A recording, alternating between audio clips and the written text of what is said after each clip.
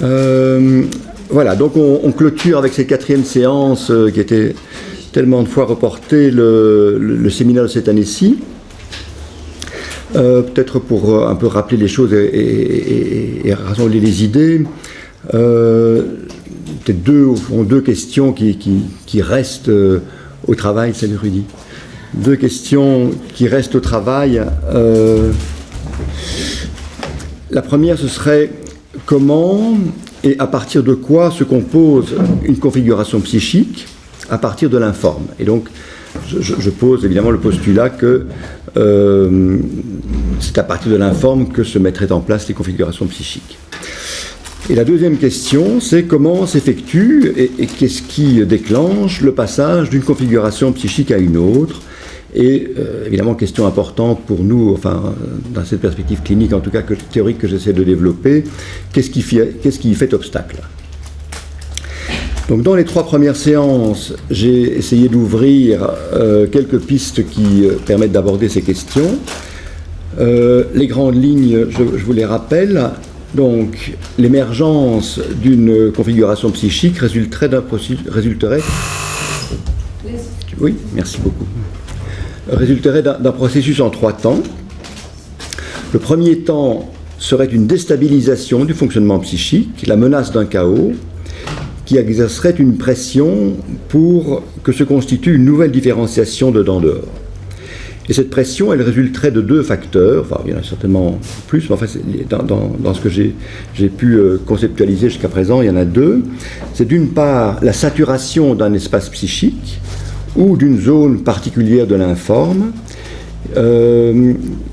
Et alors le deuxième facteur, ce serait l'inadéquation des différenciations dedans-dehors existantes pour stabiliser le fonctionnement psychique dans des contextes nouveaux. Ça, c'est le premier temps, déstabilisation. Second temps, ce serait celui d'une dédifférenciation, d'un passage vers l'informe, l'indéterminé, et ce passage ferait intervenir des phénomènes transitionnels. Alors, j'amènerai aujourd'hui une proposition nouvelle à ce sujet. Et par ailleurs, nous avons vu également la fois dernière avec la situation clinique de Madame Key que lorsque ces passages transitionnels sont rendus difficiles pour toutes sortes de raisons, l'hallucinatoire pourrait être une solution de compensation. Et le troisième temps donc de ce processus d'émergence, d'une configuration, ce serait celui d'une dynamique d'auto-organisation qui se mettrait en place à partir d'un fonctionnement qui tend à se répéter et procure une satisfaction, gain d'énergie, repos, plaisir, ou qui du moins réduit ou élimine une tension ou un déplaisir. Alors, ce processus en 3 temps, de prise, déprise, reprise, n'est pas une théorisation nouvelle. En fait, c'est René Roussillon qui, il y a quelques années déjà, un bon nombre d'années, l'avait identifié comme modèle de l'activité de symbolisation. Mais dans une théorisation qui n'est pas celle-là, c'est clair. Et par ailleurs, dans un article à paraître de la Revue belge de psychanalyse, prochain numéro, je mets en perspective ce processus avec les théories de la peinture moderne développées à la suite de Cézanne par les théoriciens du Bauhaus, Paul Klee et Vassili Kandinsky. Mais évidemment, je ne pourrais pas en parler aujourd'hui, ça nous mènerait trop loin. Mais voilà, donc c'est pour dire que, enfin, c'est pour illustrer aussi cette idée que j'ai que vraiment la psychanalyse doit s'appuyer sur d'autres champs de savoir, et en particulier les champs artistiques, pour pouvoir peut-être se donner les moyens de penser en dehors des chemins qu'elle a déjà tracés. Alors, vous voyez que je ne vais pas développer non plus le thème que j'avais annoncé, qui sont les rapports entre la perspective du soi disséminé et les théories, les systèmes complexes. En effet, j'ai rien de vraiment nouveau à vous proposer par rapport à ce qui a déjà été écrit dans mon livre précédent, à la fin. En l'occurrence, les travaux de Dominique de Scarfone sur la transduction de la trace et de Benoît Virol sur les systèmes complexes en tant que tels et la théorie des catastrophes en particulier. Donc, Pour cette dernière séance, je vous propose deux sujets de réflexion. Le premier, celui que je vous annonçais, c'est à propos de cette question des passages par le transitionnel, de cette dédifférenciation et de l'informe qui serait la toile de fond, au fond, de l'émergence d'une configuration nouvelle. C'est la question que je situe dans le registre transitionnel de l'ambiance. Et le second point, c'est une reprise de la réflexion que j'avais entamée avec vous lors de la première séance, à partir de la situation clinique de Édouard, ce jeune homme opérien, donc que j'ai continué, bien sûr, avec qui j'ai continué à travailler, et j'avais envie de vous ramener un petit peu l'évolution de ces 6 mois, et les questions peut-être qu'elle pose, et une nouvelle hypothèse que j'aimerais peut-être vous présenter à partir des travaux de Pierre Aulagnier. Et enfin, comme à mon habitude, cette année-ci, j'illustrerai mon propos par l'œuvre d'un artiste qui me semble faire le pont entre ces deux questions, celle de l'ambiance et celle de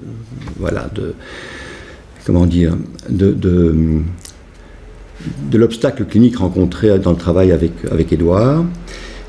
C'est l'œuvre de Marc Rothko. Marc comment ? Rothko. Alors, donc je vais vous parler de l'ambiance pour commencer. L'ambiance qui serait donc le fond d'émergence de la figure. Cette découverte dans une librairie, une chouette librairie, c'est chaussée de Lorgat, je pense, oui, ça, ce qui descend vers les étangs d'Ixelles. Il y a sur la gauche là, une librairie assez chouette, avec un libraire très inspiré et qui a lu la plupart des livres qu'il présente, ce qui est quand même assez intéressant.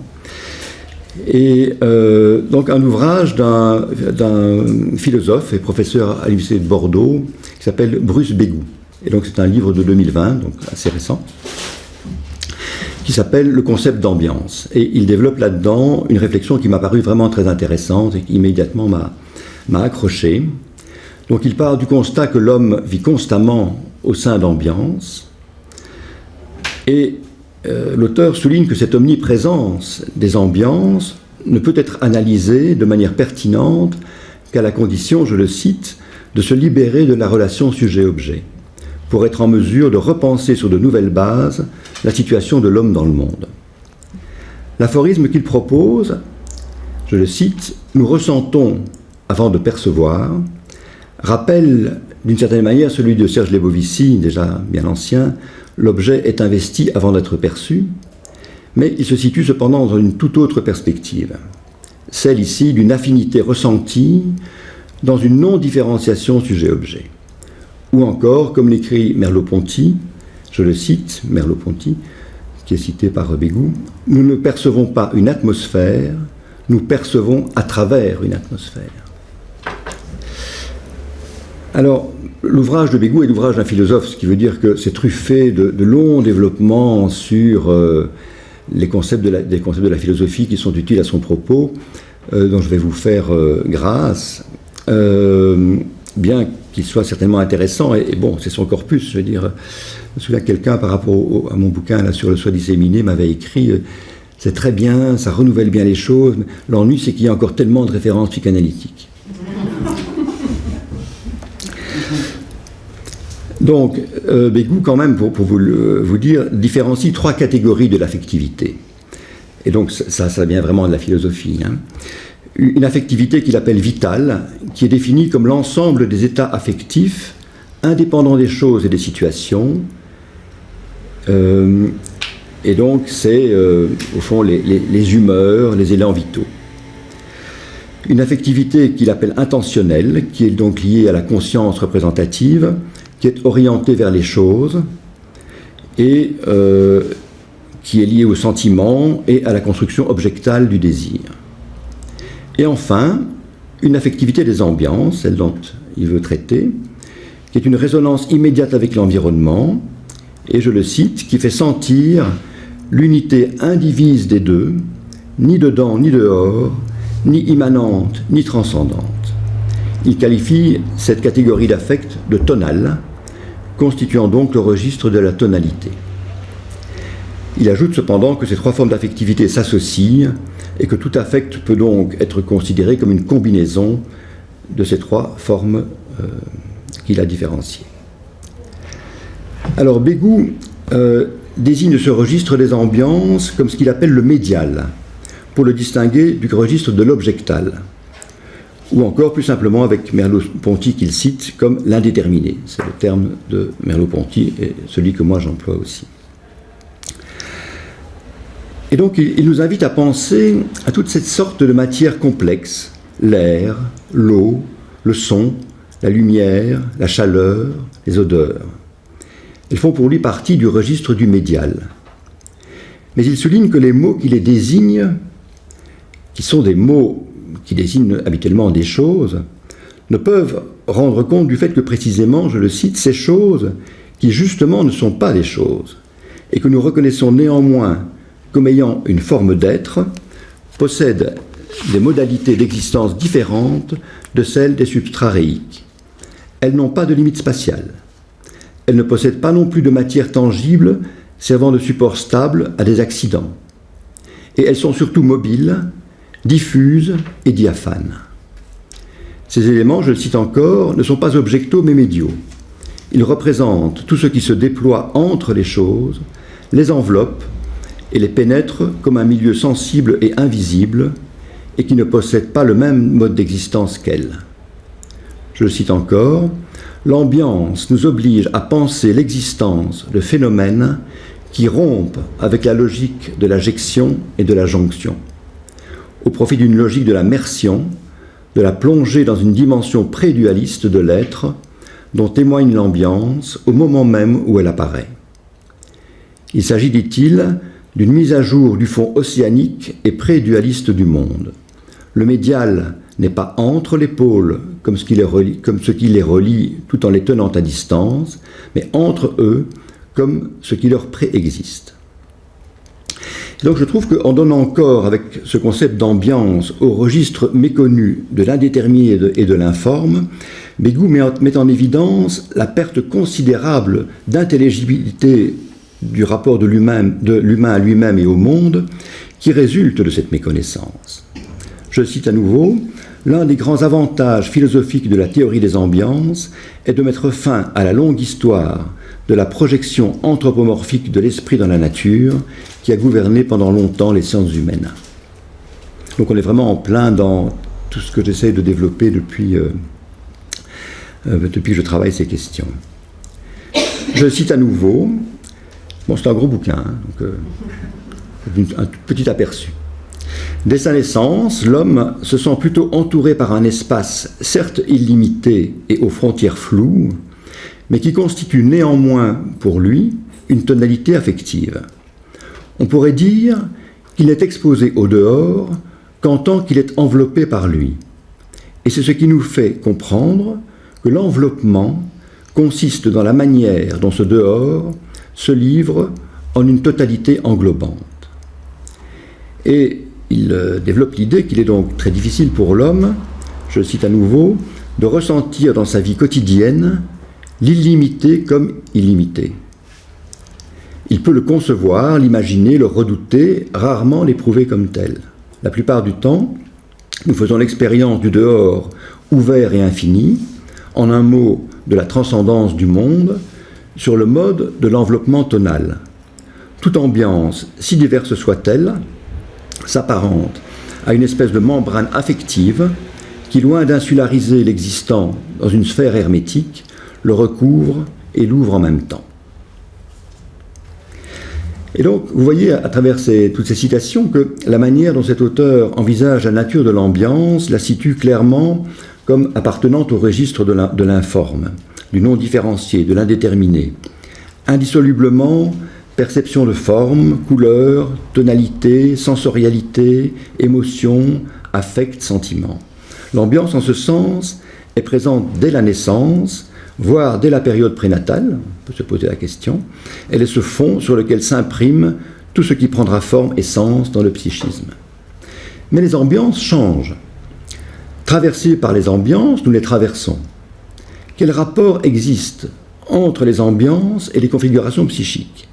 Peut-on faire l'hypothèse que les différentes configurations psychiques émergerait de ce fond ambientiel à la fois permanent et changeant, qui aurait là une dynamique importante, en tout cas une partie d'une dynamique qui serait importante dans cette émergence, dans cette prise de forme, dans cette autopoïèse d'une configuration. Donc l'auteur note que continuellement nous sommes plongés dans des ambiances multiples et variables, et que le relief affectif d'une ambiance dépend de l'écart avec d'autres ambiances et de son intensité. Si un individu, écrit-il, résiste à une ambiance, c'est qu'il est lui-même traversé par une autre ambiance dont le relief est pour lui plus grand. Une ambiance n'est ni personnelle ni collective. Si faible soit-elle, elle appartient toujours au milieu et prétend s'étendre à l'ensemble de la situation. Bon, il y a plein de points qui peuvent être discutés d'ailleurs hein, dans son exposé, enfin dans sa thèse plutôt, ses arguments. Et j'anticipe un peu sur la fin, j'ai prévu un cycle de conférences l'année prochaine, et c'est un des invités de ce cycle. Alors, il souligne également que la perspective... Bon, c'est quelqu'un qui est intéressé par la psychanalyse, assez clairement, et sur plusieurs reprises dans son livre, il y fait allusion. Mais il n'est pas... Enfin, c'est la psychanalyse freudienne, quoi, hein, il n'a pas été au-delà, comme souvent, d'ailleurs. Hein, les gens qui font référence à la psychanalyse, c'est Freud, quoi. Au-delà, Winnicott un peu, parfois, rarement, mais Bion, pas du tout, quoi. La perspective de l'ambiance permet également donc d'aborder les troubles de la lignée de la dépersonnalisation sous un angle tout à fait différent de celui de ce qu'on appelle la perception de la réalité. Je le cite à nouveau. Seul celui qui souffre d'une perturbation de ce sens ambientiel, d'une sorte, entre parenthèses, d'une sorte de déficit de la capacité affective de résonance, peut éprouver le défaut de cette compréhension tonale et se sentir absolument étranger au monde. La perte de son sens atmosphérique détruit en lui l'inhérence naturelle à la situation et le jette dans un univers froid et abstrait. Cette compréhension primitive n'est pas un acte de connaissance ni d'interprétation. Il semble y avoir deux fondements de notre sens du réel. Le fondement intentionnel, où le réel se manifeste comme ce qui est le corrélat d'un acte de visée, qu'il soit perceptif ou cinétique, et d'autre part le fondement ambientiel, où le sujet se sent exister dans un monde lui-même certain, grâce à son inscription tonale dans la situation. D'un côté est donc réel ce qui s'oppose à un acte, lui résiste et affiche son objectivité. De l'autre est réel ce qui échappe à la dualité sujet-objet et renvoie à une présence enveloppante et rassurante. La dimension pathique des ambiances forme une assise solide et constante pour le sentiment de réalité. Mais il me semble que la perspective des ambiances élargit de manière plus générale notre compréhension du rapport à soi et aux autres et au monde. Je cite Bégou, « C'est l'atmosphère qui est le fondement de cette confiance primitive en soi et en l'autre. C'est comme une enveloppe protectrice qui rend possible l'action dans le monde. » Et donc, on pourrait dire que sur un autre versant, et je pense évidemment à ma patiente, Madame Key, de la fois dernière, celui des dimensions donc persécutives, je vois écrit par Bégou, les ambiances pénibles ont l'avantage de souligner les frontières du moi et encouragent son auto-affirmation. Et c'est vrai que cette femme, ça m'avait frappé, elle vit dans une ambiance persécutive, beaucoup plus que des éléments persécutifs organisés, c'est un fond d'ambiance persécutive et dont assez clairement quand même elle se soutient. Alors, jusqu'à un certain point, bien sûr. Cette perspective des ambiances permet également d'ajouter de la complexité à la notion d'intersubjectivité. J'ai un tout petit peu effleuré ce thème-là la fois dernière en vous parlant de la manière dont l'identification pouvait être en fait beaucoup plus complexe qu'on l'imagine. Et comme Jean-Pierre a eu la gentillesse de finaliser l'enregistrement de la séance précédente et que je l'ai en partie réécouté, il y avait un moment où je raconte qu'il s'identifie aux parents, certes, mais quels parents? Les parents en vacances, les parents dans le stress de la vie quotidienne, les parents en train de se disputer, enfin voilà. Et donc, alors on pourrait dire, c'est global, Mais je pense qu'il y a sans doute quelque chose là qui est à voir d'une manière plus précise et plus raffinée, comme des différences qui font un tableau beaucoup plus riche que ce qu'on aurait tendance de penser. Et donc, je le cite à nouveau, mon auteur, là, toute rencontre humaine s'effectue au sein d'une atmosphère. Autrui nous apparaît toujours en fonction d'une tonalité affective qui lui préexiste. La résonance qui définit notre participation affective au monde est ainsi d'emblée une résonance interpersonnelle. Toutefois, la prise en compte de cette dimension tonale modifie aussitôt le sens de ce que nous nommons d'ordinaire intersubjectivité. Même dans les cas de rencontre frontale, l'autre se montre toujours à partir d'une situation globale qui comporte son atmosphère propre et prédétermine la manière dont la relation va s'engager. Peut-être c'est un point sur lequel je reviendrai à propos de la situation d'Édouard, mon patient, qui à la fois d'un côté m'inquiète beaucoup ses parents, mais m'inquiète aussi. Mais il y a quelque chose dans l'ambiance de nos séances qui me rassure. Voilà. Et cette discordance entre les deux me paraît importante, et je crois qu'elle constitue une sorte d'équilibre, alors qui est peut-être, dont il faut peut-être s'inquiéter à certains égards, mais voilà, je pense que c'est un point quand même significatif, que sans l'ambiance de nos séances, le matériel est sans doute autre chose que ce que moi je perçois qu'il est. Mais c'est très difficile de le définir précisément. Alors, je cite encore Bégou, « L'existence humaine n'est pas plus interne qu'externe, pas plus recluse dans son monde propre qu'errante dans un univers étranger. Elle est aussi partie prenante de l'être commun qui l'enveloppe et la traverse, sous la forme d'une participation affective à ce fond. » Et donc, c'est assez clair que le fonctionnement psychique qui découle du modèle proposé par Bégou associe des niveaux hétérogènes. Je le cite à nouveau, « Le soi qui se sent ici exister n'est pas séparé et isolé comme un être à part, il est diffus, poreux, ouvert à l'ambiant. » Et évidemment, quand je dis ça, ça entre fort en écho avec cette idée de dissémination. Cependant, l'angoisse suscitée par l'indéterminé et l'informe, certes variable selon les groupes culturels et les individus, génère l'illusion défensive d'une personnalité unifiée, représentée, et à nouveau je le cite, par un moi recentré sur lui-même, comme fonction synthétique d'unification de l'expérience, qui est le produit superficiel d'un moi infusé dans le corps et dans le monde, d'un moi intonné, qui coïncide avec les premières expériences de la subjectivité non égoïque, d'une subjectivité qui ne se sent pas centre ou unité, mais comme présence médiale. Et je pense que par rapport à toute la question des relations mère-nourrisson, enfin, on est de manière prédominante et très fréquemment dans quelque chose qui, pas uniquement, mais est majoritairement dans ce registre-là. Avec des moments, bien sûr, beaucoup plus différenciés, beaucoup plus structurés. Et donc l'hypothèse que je formule en conclusion de cette lecture très très instructive et originale est la suivante. C'est que l'ambiance pourrait être un élément d'organisation médiale de l'informe qui accompagnerait l'investissement ou l'émergence d'une configuration. Elle serait en quelque sorte l'intermédiaire relevant dans la catégorie du transitionnel entre une configuration psychique donnée et le dehors qu'elle se donne. Je propose peut-être qu'on ait un petit temps de discussion, si ça vous convient.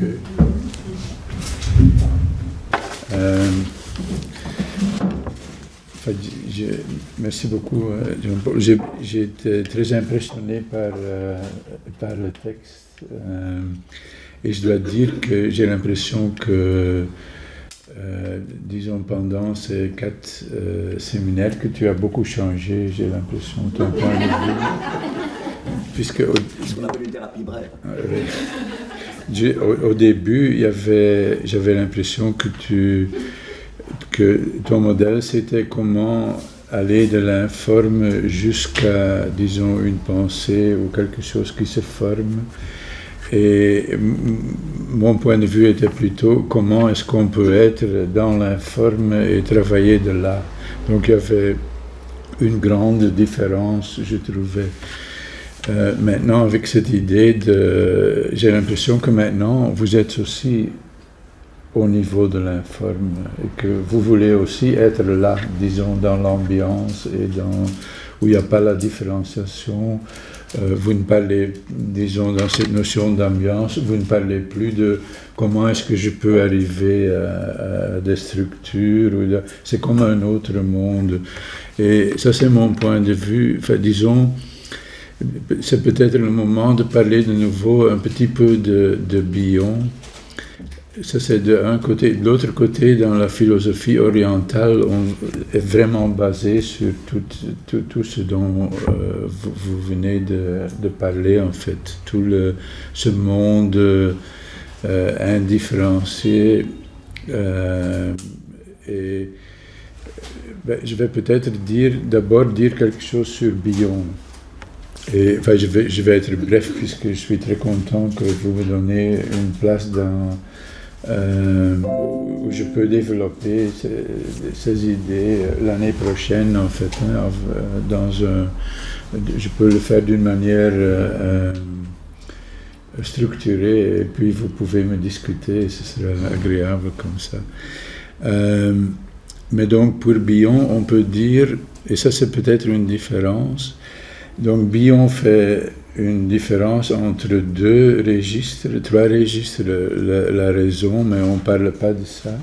Puis il y a le registre de transformation and knowledge, transformation en connaissance, ça veut dire la symbolisation, ça veut dire comment est-ce qu'on vient de l'informe jusqu'à, disons, une forme, et de retour. Donc c'est ça que vous nommez prise, reprise, ce mouvement. Bion a développé pour ça, il a appelé ça comme tu sais, le mouvement paranoïde, schizoïde, dépressif. Donc c'est une oscillation entre... Donc il y a une forme qui se met en place comme une selected fact, et puis de nouveau on laisse tout. Donc il y a un mouvement entre les deux. Ça correspond à vos structures, en fait, hein, pour une grande partie. Et donc ça c'est la transformation in knowledge, on peut dire. Et c'est ça que j'appelle, disons, le moi. C'est notre moi qui correspond au moi neuroscientifique de la Default Mode Network. C'est cette machine en nous qui fait toujours des formes, toujours, qui n'arrête pas, pour prédire, pour organiser, pour diminuer l'entropie. Donc ça c'est le moi, donc le moi dont tu dis qu'il est disséminé, et, enfin, on peut dire ça dans un sens, oui. Hein. Mais donc ça c'est cette zone.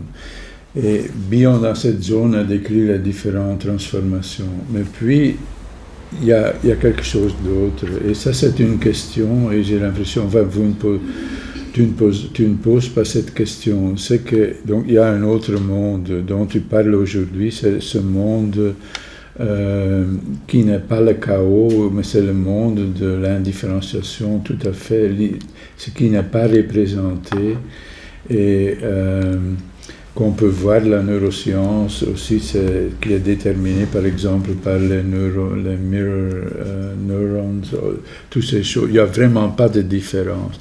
Donc dans le temps, j'appelais ça, le moi est un trou. Enfin, le moi n'existe pas, disons, à ce niveau-là. Il y a plus, c'est un changement de pensée, puisqu'on ne doit plus penser en moi. Il n'y a plus moi et toi. À ce niveau-là, ça n'existe pas. C'est ce que appellent les neuroscientifiques donc dans le moi précédent, le moi dans le Transformation and Knowledge. Je l'ai peut-être déjà dit, c'est self-centered. Tout ce que nous pensons, c'est lié à nous. Dans cette autre zone d'ambiance, c'est self-related. Il y a plus nous sommes dans une ambiance, Et moi, je suis là, et toi, tu es là, et il y a des choses qui sont relatées à nous. Mais c'est pas, c'est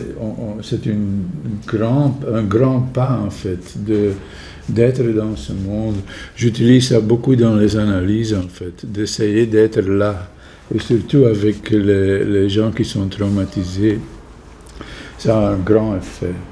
Et j'utilise souvent, il y a l'ambiance, on peut aussi parler de parfum, il y a le parfum qui est là, il y a l'intuition qui est là aussi, en fait, puisque c'est de là que sort l'intuition. Mais donc il n'y a vraiment pas, il n'y a pas de différence à ce niveau-là, tandis qu'à le niveau de la pensée, la forme ou les symboles, les formes, il y a vraiment une différenciation. Non, le problème pour moi, enfin une question que je me pose toujours, et ça a des effets sur on peut dire, thérapeutiques.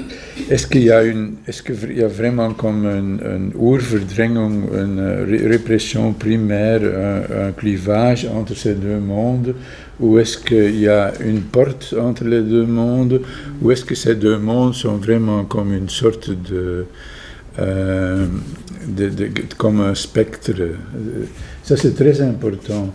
Et puisque, par exemple, dans la philosophie orientale, on dit que cet autre monde est très difficile à atteindre, à être dedans. On doit vraiment faire des longs exercices.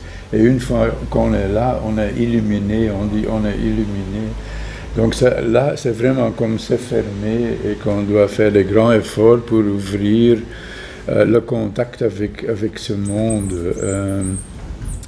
Et pour eux, ils essayaient d'attaquer cet autre moi qui fait des formes, de le détruire afin qu'on peut être en contact. Et donc ce moi n'est pas vraiment détruit, il est démoli, mais il continue à fonctionner, mais d'une autre manière. On appelle ça le no-mind mind. C'est une autre forme de mind. Donc ça, c'est une grande question pour moi. Est-ce que ce sont deux mondes? Par exemple, ce matin, j'avais une patiente qui est très traumatisée et donc, il se construit cet autre monde, donc le monde tonal, qu'on peut le dire, ou le vital, qui est healing, je pense. Il y a quelque chose. Et c'est puisque ce monde est là qu'il y a de l'espoir, en fait. Et dans cet autre monde de la pensée, des rêves, il y a aussi les angoisses, et ces deux mondes, j'ai l'impression, existent l'un à côté de l'autre, mais c'est quand on peut être dans ce monde de l'ambiance ou le tonal, où j'aime beaucoup l'idée j'avais lu Roustan récemment, et Roustan dit, quand on élimine l'affect et la cognition, on est dans le vital. C'est la même chose, en fait. Et c'est pourquoi que Roustan dit, si on peut être là directement, il n'y a plus besoin d'une cure, puisque c'est ça, quand on est là, on se guérit de soi-même, en fait. Vous voyez, pour moi, c'est une grande question. Donc, on est là de partir de l'informe pour arriver à un forme, et puis de nouveau un forme. On est dans un autre monde. Et tu es là aujourd'hui, j'ai l'impression. Enfin, disons, on pourrait dire que tu es illuminé aujourd'hui. Mais enfin, tu vois, c'est un tout autre. Enfin, pour moi, c'est un autre monde qui est très difficile et qui est en analyse. Évidemment, Bion parle de ça, puisque pour Bion, c'est le haut. Ça, c'est haut. C'est le monde qu'on ne peut pas nommer et pour Bion, enfin, je me répète toujours, hein, tout changement psychique qui reste, c'est une transformation dans cette zone. Hein, comme ce sont les transformations en haut. Dans le autre moi, ce sont des transformations en connaissance, et ça a un effet, mais pas si grand. Donc, là, j'ai l'impression que maintenant nous sommes. Enfin, tu l'expliques mieux que moi, je pense, mais enfin, j'adore beaucoup, disons, comment tu intègres tous ces différents pensées. Mais maintenant, c'est très proche, nos points de vue, j'ai l'impression. Tandis qu'au début, pas. Je trouvais que tu essayais d'une manière intellectuelle, par le raisonnement, de mettre tout ensemble. Et maintenant, tu sors de l'intellectualisation, j'ai l'impression. Voilà. Enfin, je ne sais pas, j'idéalise peut-être, ou j'exagère au moins, j'exagère sans doute. Et en tout cas, l'ambiance, elle est sensible. Donc, si c'est de l'informe, c'est un mode de l'informe qui, quand même, auquel on a accès. Et c'est ça que je trouve intéressant par rapport à tes questions de la porte. Alors, ça n'est plus vraiment, sans doute, l'informe dont tu parles, enfin dont parle Bion, complètement inconnaissable, irreprésentable. C'est quelque chose qui est entre les deux. Mais ce sont des questions très très difficiles, puisque, par exemple, pour Bion, il met les pensées, les idées, il dit les affects, c'est la même chose. Il met aussi les émotions dans sa grille, donc pour lui, il n'y a pas de différence. Donc ça, c'est vraiment dans la deuxième zone de la pensée. Et pour lui, d'en haut, il n'y a pas de sens. Et aussi pour les orientaux, il y a un vide. Centrale. Il y a un vide. Pour eux, la zone, c'est quand même l'environnement et le moi ne sont plus là. C'est encore une couche plus profonde, on pourrait dire. Donc, ce sont des grandes questions. Mais, disons, ce qui, je l'ai certainement déjà dit, mais pour moi, ce qui est un grand eye-opener, c'est que avec les hallucinogènes comme le psilocybine, on bloque ce moi, en fait, de la deuxième zone. On le bloque, il ne fonctionne plus. Et ce qui est très étonnant, c'est que, par exemple, l'angoisse de mourir disparaît totalement. Les gens disent... Donc on a fait les premiers expériments avec des gens qui ont un cancer terminal et qui avaient très peur de mourir. Ils ont une expérience sans moi, et après, quand ils ne sont plus sous l'influence, c'est disparu. C'est comme ce n'est plus important. Ils se voient comme dans le monde, mais quand ils meurent ou pas, c'est moins important. Même pour des héroïnomanes, les effets sont les mêmes. Ils n'ont plus envie à l'héroïne puisque c'est pas important. C'est comme on est dans un autre... et c'est pas qu'on est dans un autre monde sous influence, c'est vraiment l'expérience d'être là, ça ne doit être qu'une fois, ça change. C'est la même chose dans la philosophie orientale, en fait. Donc, comment est-ce qu'on peut sortir de cette deuxième zone, de ce moi symbolisant, et comment est-ce qu'on peut adapter ça en analyse? Ce sont des grandes questions, évidemment. Et je trouve l'idée de l'ambiance, ça va vers ça, hein? Mais c'est vrai, c'est encore dans le sensoriel, on le sent, on est dedans. Donc il y a une différence. Mais on aurait du mal à le définir. C'est en même temps indéfinissable. Enfin, on peut mettre des mots dessus, mais les mots n'arrivent jamais à définir une ambiance. C'est impossible. Pour Bion et pour les orientaux, c'est simple. Ils disent on ne peut pas en parler. Donc voilà. Quand on essaye d'en parler, ça échappe. Puisqu'on est de nouveau dans cette zone de différencier. Mais c'est la même chose avec les séances d'analyse ou de thérapie. Ce qui se vit là, on peut essayer de le transmettre ou de le faire sentir, mais ça échappe toujours. Or, c'est tellement important, je pense. Ça c'est le grand problème. Enfin, Bion a écrit sur ça, le grand problème On en avait une discussion hier soir avec comment est-ce qu'on peut anonymiser les cas, mais Bion disait, quand on présente un cas, on ne parle plus jamais de ce qui s'est passé. On parle d'autres choses, on le met en concept et on essaye de convaincre d'autres avec sur une théorie, mais c'est jamais plus dans ce qui s'est passé. Enfin, je vais m'arrêter ici, mais donc j'étais vraiment ébloui de ton texte. Voilà. Voilà, merci beaucoup pour votre Merci. attention, c'est un grand plaisir.